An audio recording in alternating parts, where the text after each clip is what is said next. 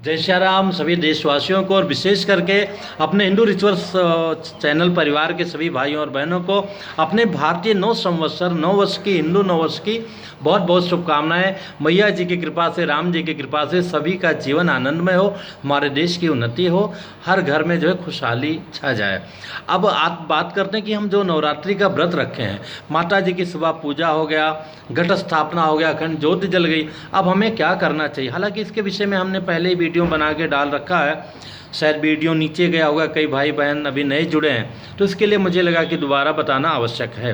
तो जैसे आपने सुबह स्थापना पूजन कर लिया, इसके पश्चात में हर 2 घंटे बाद में जब आपको प्यास लगे, ये मानना चाहिए कि हमारे माता जी को भी प्यास लगी होगी, क्योंकि भावना ये जो स्थापना वगैरह है सब जो है भक्ति का प्रतीक है, और भक्ति में जो है अनुरक्ति होनी चाहिए कि जैसे हमें प्रिय है वैसे हमारी माता जी को प्रिय होगा। इसी भावना से 2 घंटे बाद सामने जल रखिए, जल में थोड़ा गंगा जल गुलाब जल पड़ जाए तो और अच्छी बात है, उसमें छोटा सा लौंग अथवा बेलपत्र लगा करके माता जी को अर्पित कर दीजिए।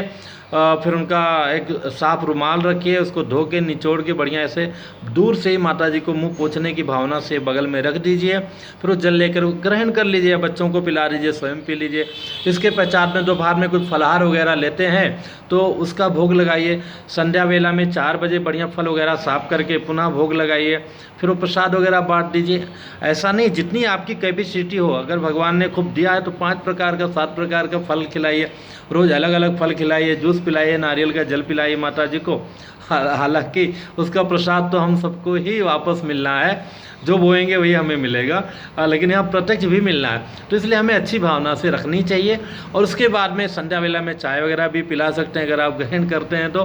फिर रात्रि में आरती के पहले हमें नहा धो करके अच्छे कपड़े पहन लेना चाहिए। अगर शारीरिक बीमारी परेशानी है या 2 नंबर हम गए थे तो उस स्थिति में हमें कम से कम जो है उन कपड़ों को निकाल करके और दूसरा कपड़ा साफ़ सुथरा होकर के ग्रहण करके फिर हमें जो है आरती की तैयारी, आरती में सब लोग सब परिवार मिल करके मैया की आरती हमें करनी चाहिए, गाना चाहिए। उसके बाद संकीर्तन, परिक्रमा, भजन इत्यादि सारा कुछ हमें वहाँ पे करना चाहिए। इसके बाद में रात्रि में फिर भोजन अगर घर में बना है बिना लहसुन प्याज का, कुछ बच्चे हैं, छोटे लोग हैं, बुजुर्ग हैं, तो भी माँ को भोग लगा सकते हैं, नहीं फलाहार का भोग लगा दीजिए।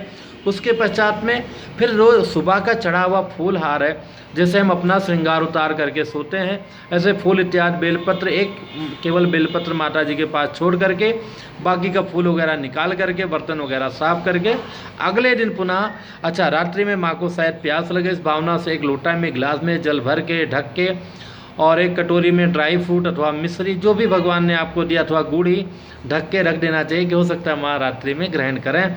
रात्रि में दूध लेते हैं, दूध का भी सोने के पहले भोग लगा सकते हैं। माँ को हलवा बहुत प्रिय, अगर बच्चे लोग घर में खाने वाले हैं और कोई दूसरा खाने वाला तो रोज़ जो है हलवा रात्रि में सुबह चने का भिगा हुआ चने का अथवा उबाल करके तो ऐसा भी भोग लगा सकते हैं, अथवा जो भी जैसी सुविधा हो, पर जो खाएं माँ को खिला कर ही खाएं, उसी में माँ की प्रसन्नता होती है। फिर पुनः उठिए और माता जी को जल छिड़क करके और चंदन लगा के फूलों से सजा के बेल पर चढ़ा के जितना अधिक से अधिक हो, फूल माँ को बहुत प्रिय है, लाल फूल है, अड़वल का फूल है, सब चढ़ा करके भोग लगा के आरती करके और बैठ करके कम से कम कुछ नमाण मंत्र का जाप करना चाहिए, अथवा दुर्गा चालीसा का, दुर्गा सप्तशती का, जिस तरह से भी आप अनुष्ठान करना चाहें कुछ ना कुछ करना चाहिए। हालांकि आप व्रत हैं, इसका हमको लाभ पूरा मिलेगा, फिर भी जैसे आप खेत बोत को साफ कर देते हैं, उसको जुताई कर देते हैं, तो जितना बोएंगे उतना मिलेगा। मैया घर में आ गई हैं, अब जितना आप मेहनत करेंगे, जितनी तपस्या करेंगे, उतना ज़्यादा रन बनेगा और आपका औसत बढ़िया माना जाएगा। तो इसका पूरा से पूरा लाभ लीजिए और ऐसा मत सोचिए कि बस माता जी आ गए सब हो गया। वो तो बहुत बड़ा भाग्य है कि मैया हमारे घर में आई हैं, पहले हमारे दिल में आई तभी तो हमारे घर में आई हैं। ये अवसर हमें कभी उनकी ही कृपा से प्राप्त होता, हम लोग चाहें तो प्राप्त नहीं हो सकता है। तो इस बूंदी की धरती से पुनः आप सभी लोगों को नववर्ष की बहुत शुभकामनाएं देते हुए मैया की कृपा बनी रहे, पूरे मन से कीजिए, पवित्रता का ध्यान रखिए। जिन बहनों का अथवा बेटियों का कुछ पीरियड्स वगैरह है उनका दूर से ही वो सेवा करें, उनको टच वगैरह नहीं करना चाहिए, इसको बुरा मत मानिएगा। आप पे माँ वैसे ही प्रसन्न रहेंगी। इसके साथ में नेल पॉलिश है, लिपस्टिक है, इस सब में अल्कोहल मिला रहता है, तो इस सब का भी प्रयोग नहीं करना चाहिए। स्टिकर लगे हुए जो फल वगैरह हैं उसको चाकू से निकाल लेना चाहिए।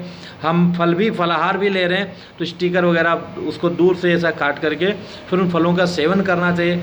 पवित्रता का, शुद्धता का भक्तिपूर्वक ध्यान रखना चाहिए। और जो हमारे ऑफिस जाने वाले भाई बंधु हैं उनकी जैसी सुविधा हो उस तरह से वो लोग कर सकते हैं।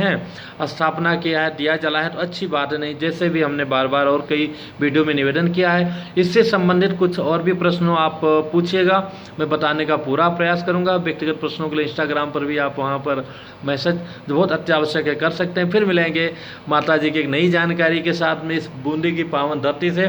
जय श्री राम सभी भाई और बहनों को।